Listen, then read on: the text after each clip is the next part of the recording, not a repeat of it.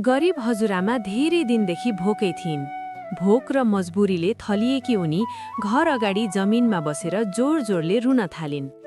आँसुका थोपा माटोमा खसिरहेका थिए अनि उनको पेट भोकले कराइरहेको थियो। त्यही बेला अचानक एउटा सेतो कुखुरा बिस्तारै उनको नजिक आइपुग्यो। कुखुराले करायो, कुटुकुटु, र त्यसपछि अचम्मको कुरा भयो। उसले आफ्नो मुखबाट तातातो भात, स्वादिलो दाल र नरम रोटी निकाल्न थाल्यो। हजुरआमा छक्क परिन्। यति धेरै खाना देखेर उनको आँखामा खुसीका आँसु टिलपिलाए। भगवान, आज तिमीले मेरो पुकार सुनेछौ, भन्दै उनले आरामसँग पेटभरि खाना खाइन्। खाना खाइसकेपछि झन अचम्मको घटना भयो। कुखुराले फेरि आफ्नो मुख खोल्यो र यसपटक सुनका चम्किला चुरा र पायल निकाल्यो। हजुरआमाले ती चुरा आफूसँग नराखी गाउँका गरिब महिलाहरूलाई एक एक गरेर बाँडिदिइन्। गाउँभरि खुसी छायो। तर जब हजुरआमाले कुखुरालाई हल्का डाँटे भनिन्, अझ के लुकाएकी छेस्? तब कुखुरा डरले काप्न थाल्यो। डरले उसले आफ्नो मुखबाट धेरैवटा नीला हिरा झारिदियो।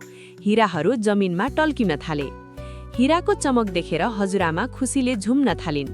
त्यसपछि कुखुराले फेरि चाँदीका धेरै सिक्का निकाल्यो।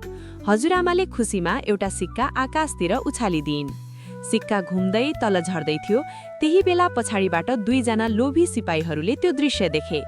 यो कुखुरा त हाम्रो हुनुपर्छ, उनीहरूले फुसफुसाए। दुवै सिपाही दौडेर आए र कुखुरालाई जबरजस्ती समाते। हजुरआमाले लट्ठी समातेर चिच्याउँदै उनीहरूको पछाडि कुदिन्, मेरो कुखुरा छोड! तर सिपाहीहरू छिटो भागे र कुखुरा लिएर टाढा गए। आफ्नै प्यारी कुखुरा गुमाएर हजुरआमा फेरि जमिनमा बसेर रुन थालिन्। उनको आँसु रोकिएन। बिचारी हजुरआमाका लागि एउटा लाइक अवश्य गरिदिनुहोस् साथीहरू। यदि यो कथा तपाईलाई मन पर्यो भने लाइक, कमेन्ट र सब्स्क्राइब गर्न नबिर्सनुहोला। फेरि भेटौँ न अर्को कथामा। धन्यवाद।